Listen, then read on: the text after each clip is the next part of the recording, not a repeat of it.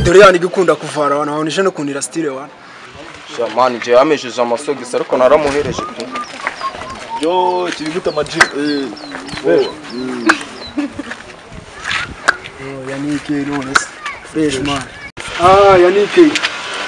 Zere kutaje kundira style ariko. Man nawe wangize umuntu utira ariko mva tuganire ibyongo. Nkibyoboka? Si wumva sawa ubwo ibintu ni neza cyane.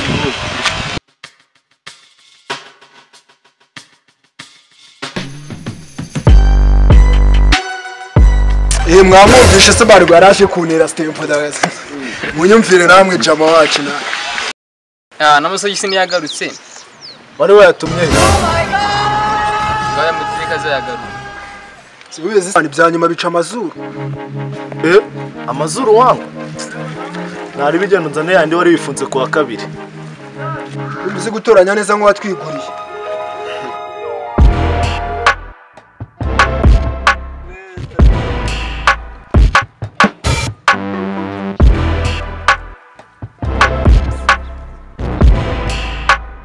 Sakumira amasegonda 99 onzani ibyanje. Akomani, hari gisa yo mu rugo igiva ku gihe. Birenga ngufata nguca amazuru. Wamwumvishe man. Menye ko tegereza yari aturanye na hego.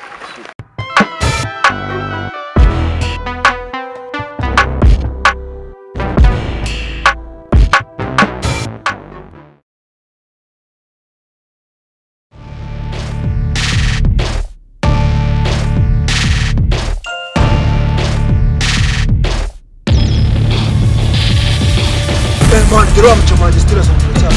Non bisa tutti di pure. Una.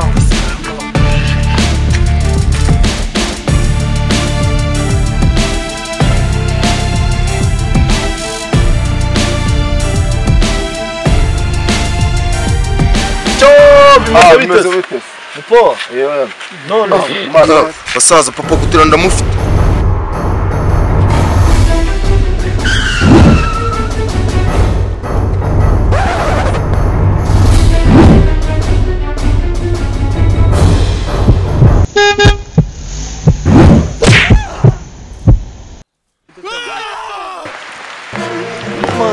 Imana sinzongera gutira.